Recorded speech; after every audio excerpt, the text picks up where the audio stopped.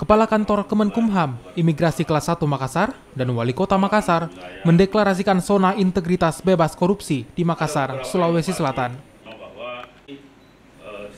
Komitmen bebas korupsi ini diawali dengan penandatanganan untuk seluruh pimpinan daerah yang dilaksanakan di Kantor Imigrasi Makassar.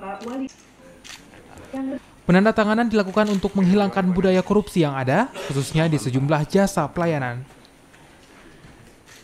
Open government dan transparan menjadi bagian dari semangat kita semua, karena tidak ada sebuah produktivitas lahir tanpa integritas yang baik. Karena integritas yang buruk akan memperburuk produktivitas kita.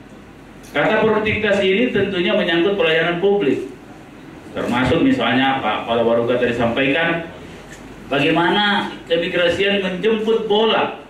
Tentunya hasilnya adalah banyaknya orang yang dilayani dengan cepat.